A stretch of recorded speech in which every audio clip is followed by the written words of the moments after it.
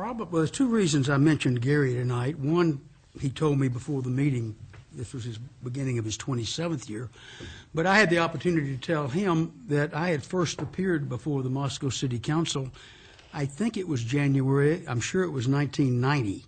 So I preceded Gary in dealing with this august body. That appearance, I was representing a developer, and we were appealing a city engineer's decision on asphalt, of all things. Within the next few years, I came back before the City Council with the Idaho Housing Finance Agency requesting that land be donated for low-income housing on White Avenue. I shouldn't say this, but I'm going to anyway. I was successful in both appearances before the council, which I cannot say over the last 10 years of being on it, but that was my beginning with the city. As I've driven around Moscow the last 2 months, I really don't want to go into the litany of things that have been accomplished while I've been on council. That's what most people do. I remember well John Weber's farewell address in 2010. It was quite eloquent. I was very impressed. This is not going to be that eloquent, but just a comment on John and something I remember about him. But driving around Moscow, I see things that I initiated and was able to get a council majority to vote with me to institute, put in place. I see things other council members initiated and staff, and I was able to support and get put in place.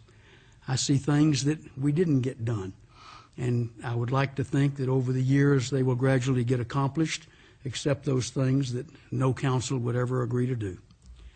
I do want to thank the employees of the City of Moscow. They are a hard-working, dedicated bunch, and don't you ever think they aren't. They come to work every day with a purpose, and that's to make Moscow a better place for all of you. The people I really want to thank are the department heads of the City of Moscow. I have worried and harassed them for over 10 years. I did it when I was on Transportation Commission. See Gary laughing over there. With questions about minutia, about the details of things, and they have always been prompt, helpful, courteous about giving me the information I'm asking for, and I really want them to appreciate, understand how much I appreciate what they have done. I want to thank the former council members that I've worked with, including the current. I want to thank the mayors I've worked with. I think I saw Nancy Cheney in the audience, of course Bill, but it's very appreciative what all you have done. Two things I want to mention tonight. One is that 2 or 3 years ago, the City Council directed staff to begin a process of improving the entrances to the City of Moscow. That work has not started. This council needs to remember that, and if they wish to continue or get that work going, they need to work on doing that. We hired a couple of extra employees to do some of that work, and to my knowledge, they've just been absorbed into the system. The work has not been done, so that's something I leave unfulfilled that I thought of in the last month or so. One other thing I want to mention before I conclude is that when I ran for council this time, I talked about the condition of the Moscow streets. I meant it then, and I mean it now, that they are deplorable, that there's a lot of work that needs to be done. I see Tyler Palmer in the audience, and Tyler told us a couple of years ago that the city needed to allocate about $1.4 million annually to begin a program of catching up and getting ahead of the street problem. Over the last 2 or 3 years, the city, with the guidance of the mayor and with Gary, have put before the council about 4 times as much money for streets as used to go into the program. It used to be around $200,000, $250,000. Now it's up into the $800,000 plus range. In 2020, the City of Moscow will not have a $500,000 payment to the airport realignment project. The 5th year is 2019. I would like to leave the thought behind, continue to put aside $500,000. but put it in the street budget. That will get real close to Tyler's number. Thank you, everyone. It's been a pleasure.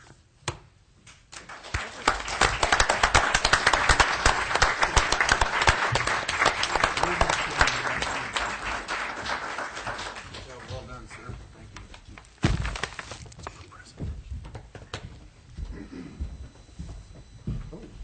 I know this isn't for me, Walter. So.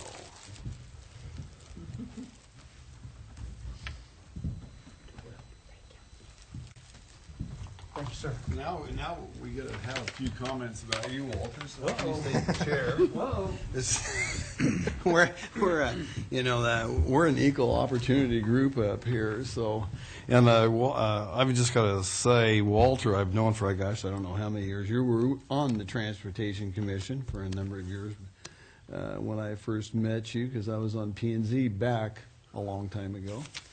And one thing about Walter and I talk really blunt to each other, and sometimes that's difficult for those out there to talk that way. But him and I have always been able to have a pretty good conversation about multiple different things.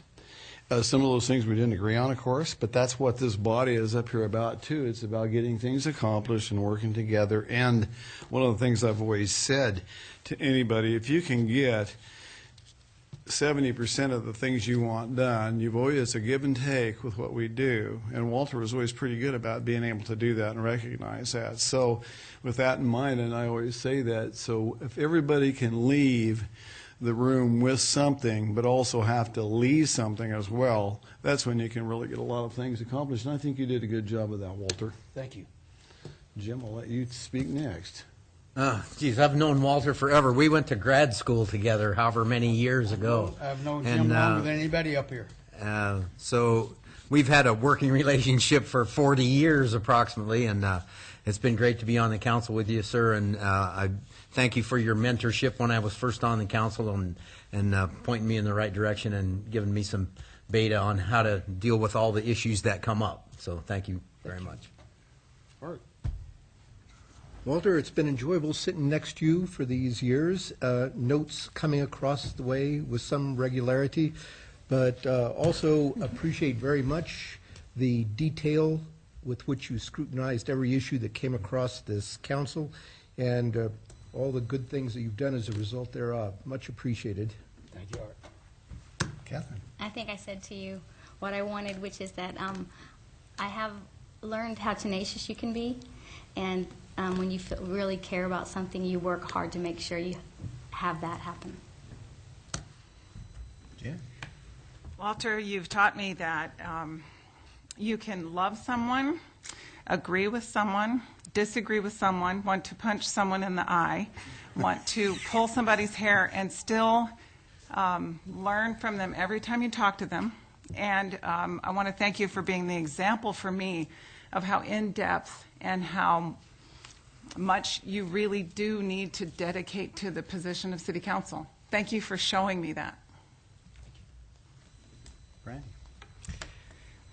Walter, I have always, long before I even considered taking this venture on, had noticed about you anytime I, as a citizen, would send an email. You were the one that responded. Whether I liked your response or not, I appreciated the response, and I think many people feel the same way. I think that's very important, and I intend to continue with your example and be responsive and be thorough and be prepared, and those are all things that I really have respected about your service over all these years. Thank you. Thank you, ma'am. Ladies and gentlemen, with that being said, Walter was a counselor for 10 years, and for those that have been on council, future councils, past councils, whether it's past mayors or the future mayor or the present mayor, the folks up here try to do the very best they can for the overall community, and that's how we all look at it, and we all take it very, very seriously. And I always look forward working with new folks as we go along, and every 2 years there's usually a change and there's a reconvening of the council up here. But it's a very, very important thing for our entire city. And the fun thing about it is the democratic process, and that's most important for all of us. So with that, Walter, a round of applause.